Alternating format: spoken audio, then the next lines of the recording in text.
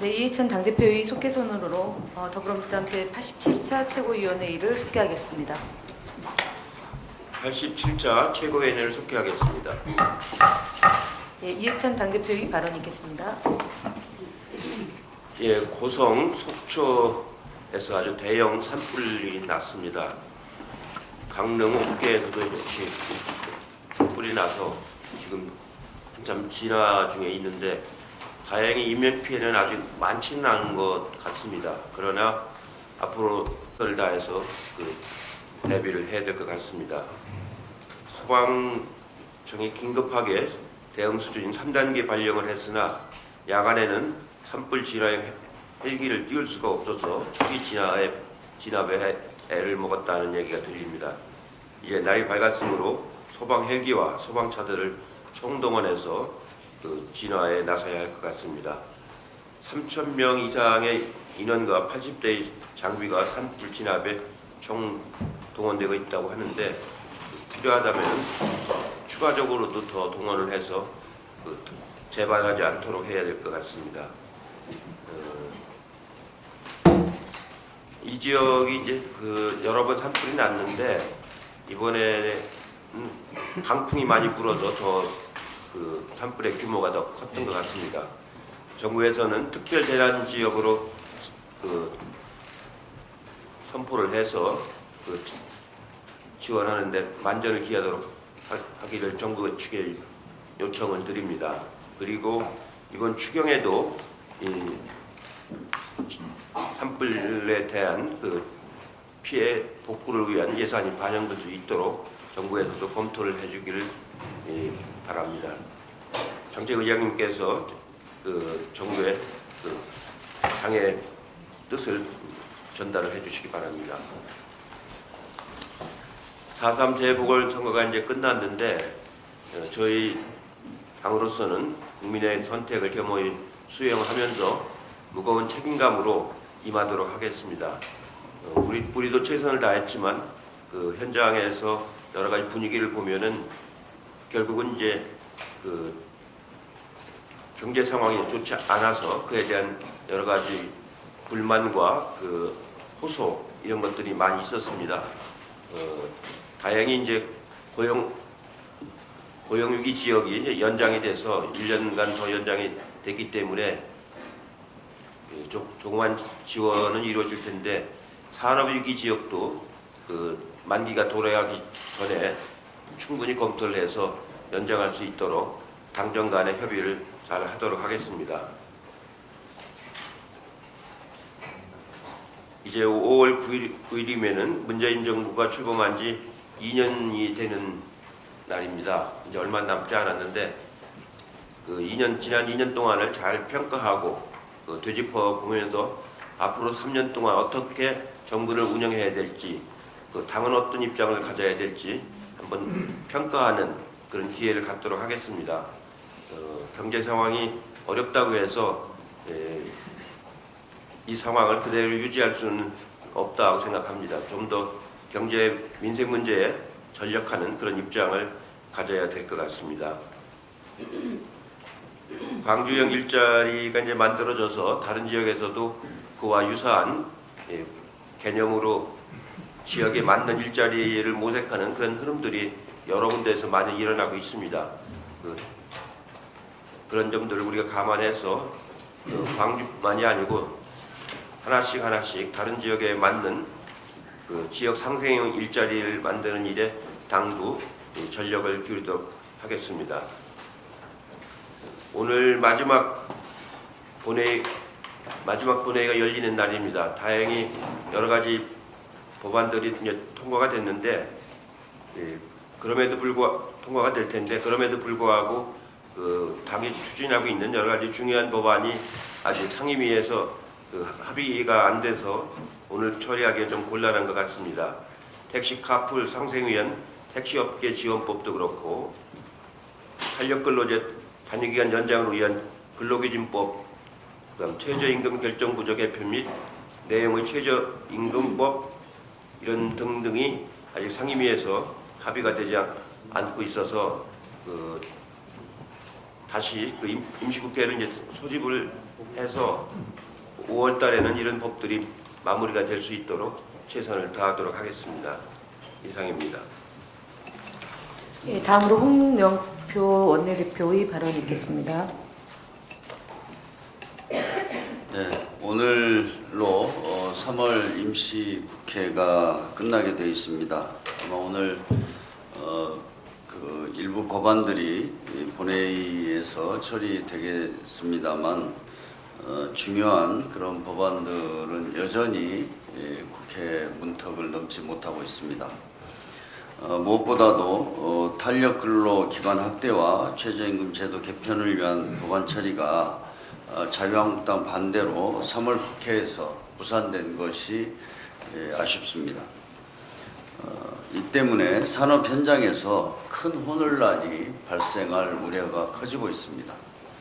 탄력근로제와 최저임금제도 개편은 작년 12월 15일 여야 합의를 통해 탄력근로제는 경사노의 의견을 존중해서 최저임금제도 개편과 함께 처리하기로 합의한 바 있습니다.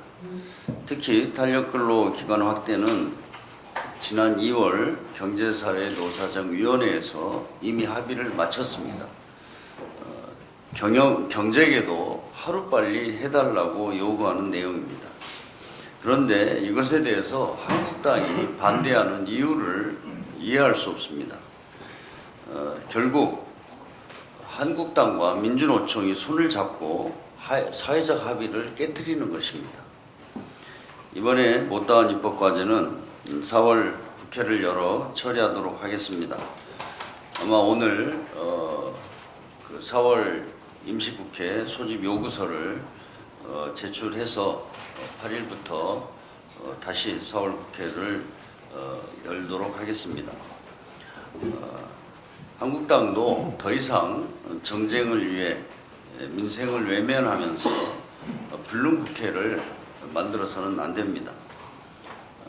말로는 민생을 이야기하면서 한국당이 3월 내내 한 일은 정쟁밖에 없습니다.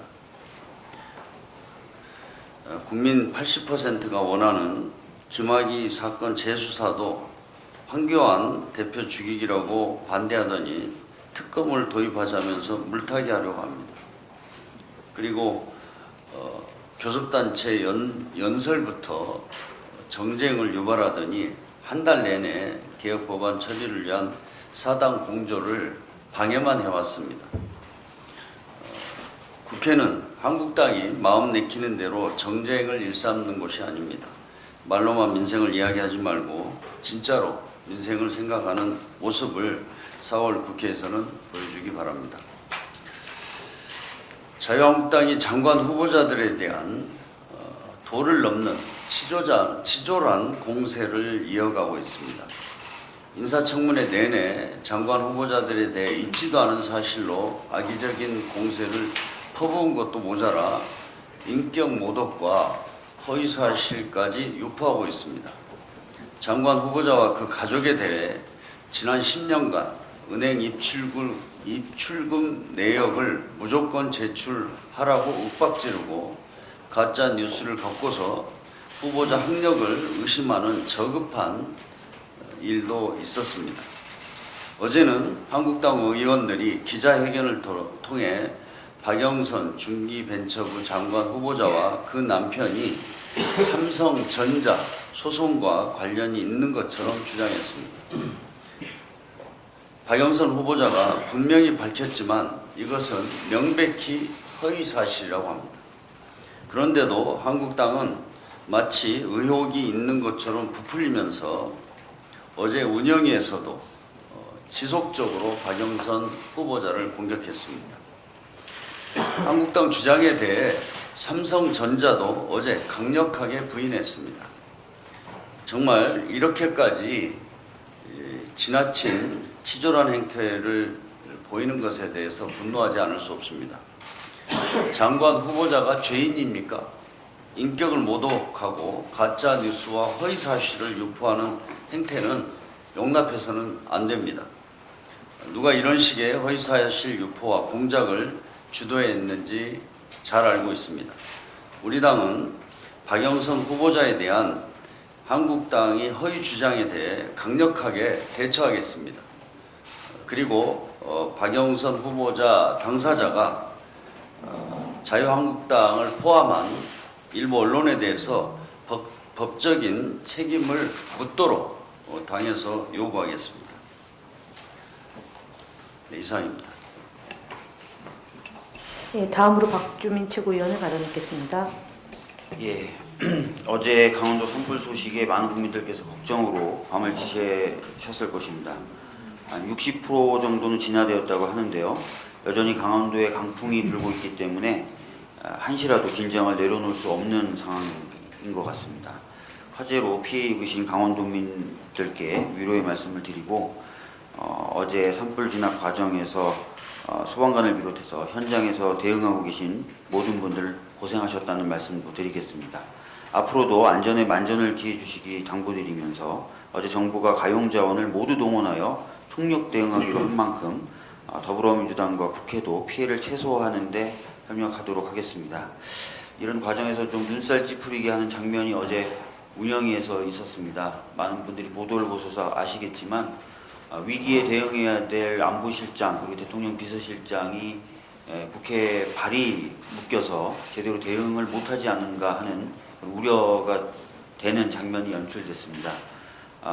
옆에 계신 홍영표 원내대표가 여러 차례 호소를 하고 위기 대응에 임할 수 있도록 대처를 좀 해달라고 자유한국당에 부탁을 했지만 자유한국당은 그런 호소를 무시하고 상당히 늦은 시간까지 위기 대응의 핵심 인력들을 운영이 붙잡아두는 일을 벌였습니다. 국민 안전에 대해서는 제대로 된 관심을 갖지 않고 있는 것 아닌가라는 씁쓸함을 느끼게 만듭니다. 보궐선거 결과를 보면서 아까 대표님께서도 말씀하셨지만 긴장하고 또 긴장하라는 메시지를 주신 것 아닌가 생각이 들었습니다. 민심을 겸허히 받들고 국민의 삶이 조금이라도 나아지도록 노력하겠습니다.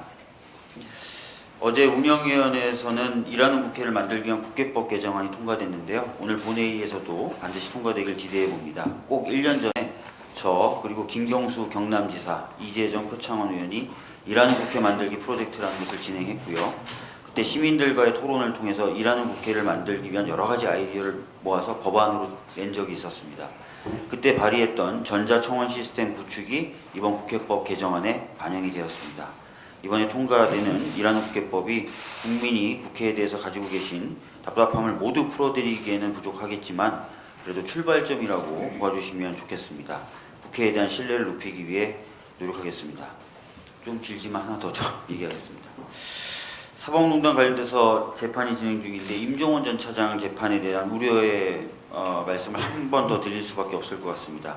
구속기간이 2달도 채 남지 않았는데요. 변호인 10명이 사퇴하겠다 지금 이런 입장을 밝혔다고 합니다.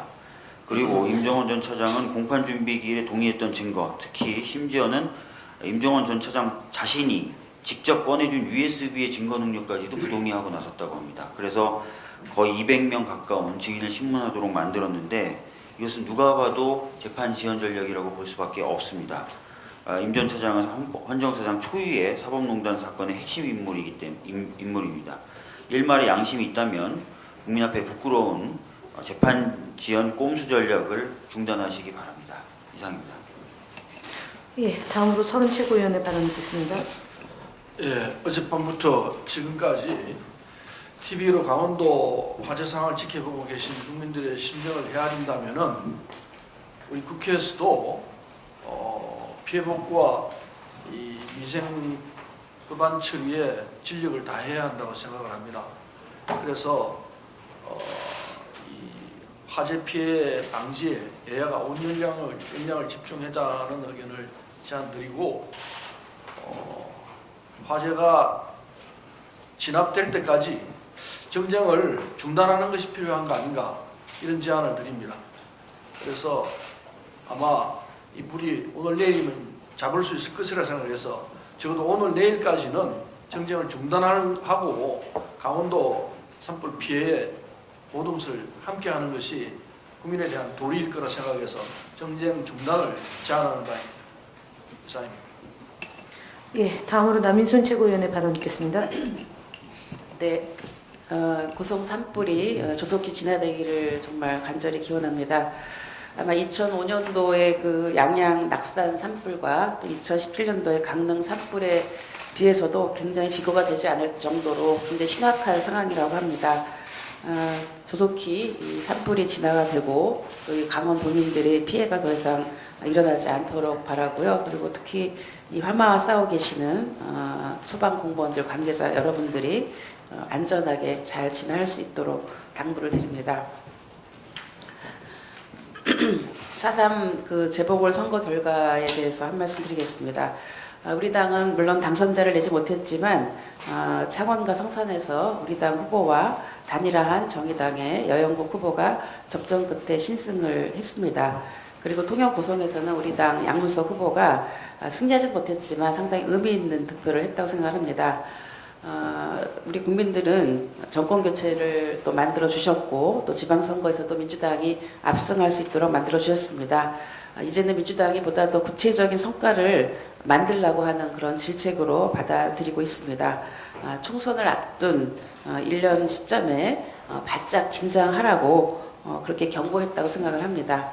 앞으로 1년은 이런 민심을 받들어서 민생 현안 해결과 경제 회복 그리고 공정하고 나라다운 나라를 만드는데 더욱더 분발하겠다는 말씀을 드립니다.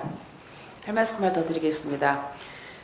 김성태 자유한국당 전 원내대표의 딸의 부정특혜 채용비리 의혹이 서서히 사실로 윤곽을 드러내고 있습니다. 2012년 KT 하반기 공채에 서류 전형을 건너뛰고 적성 검사도 보지 않았고 오직 인성검사만 봤으나 이마저도 불합격했는데 합격으로 조작된 채 최종 임원 면접을 보게 하는 등 채용 과정을 조작한 것으로 드러났습니다. 김성태 전 대표 딸 하나만을 위한 절차를 건너뛴 진검다리 채용 전형 특혜 비리인 것입니다.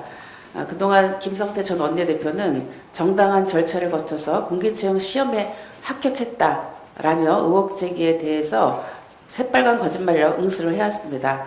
누가 새빨간 거짓말을 했는지 국민들은 다 아실 것입니다.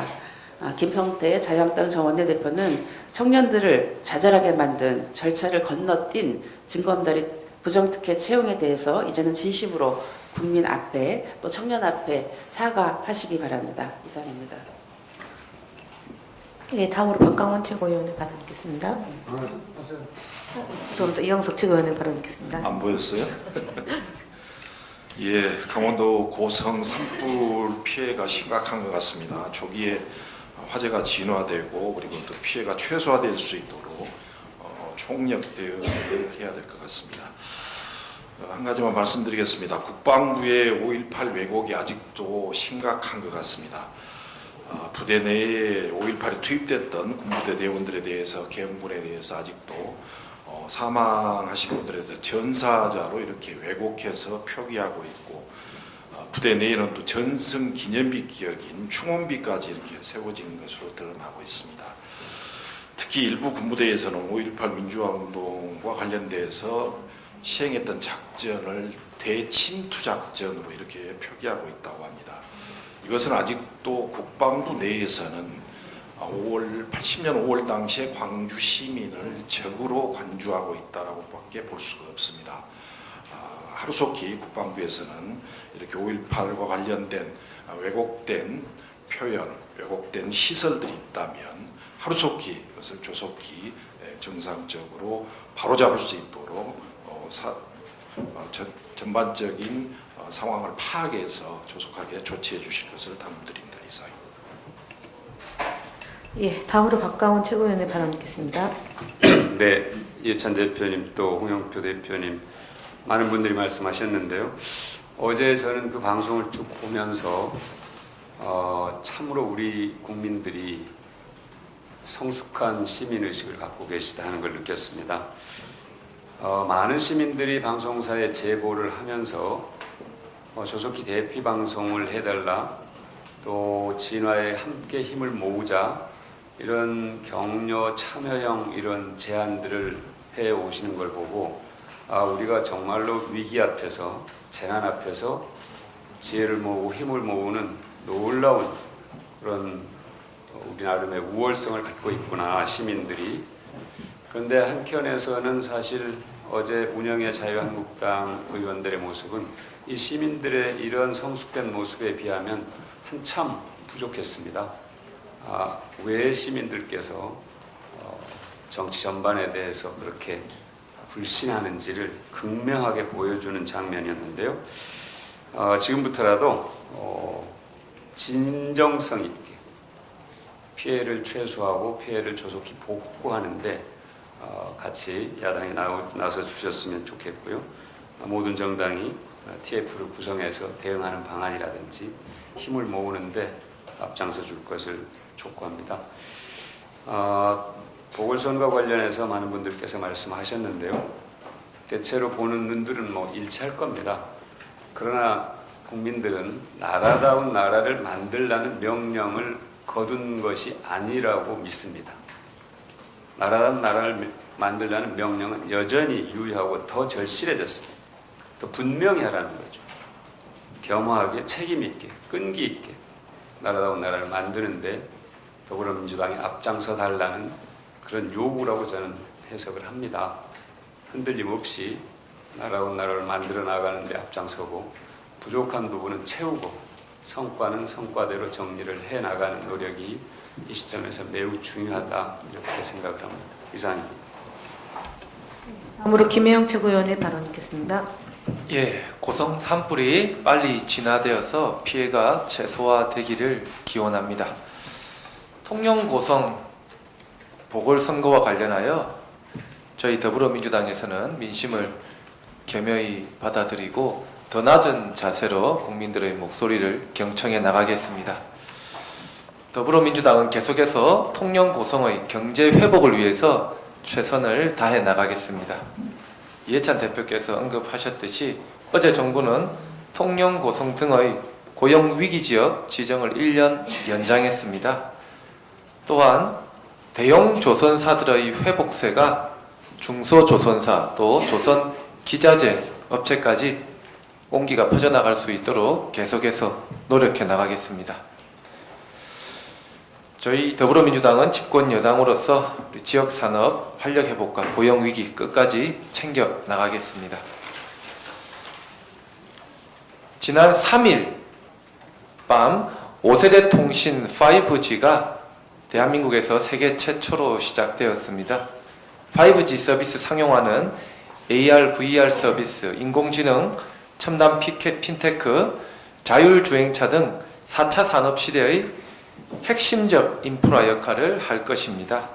과거 초고속 통신망 보급이 사회 전반의 혁신과 경제 성장의 발판을 마련했던 것처럼 5G가 성공적으로 도입된다면 우리 국내 산업을 활성화시키는 기폭제 역할을 할 것입니다. KT경제경영연구소 보고서에 따르면 2035년경에는 5G 기술 관련 96만 개의 신규 고용이 발생할 것이라고 합니다.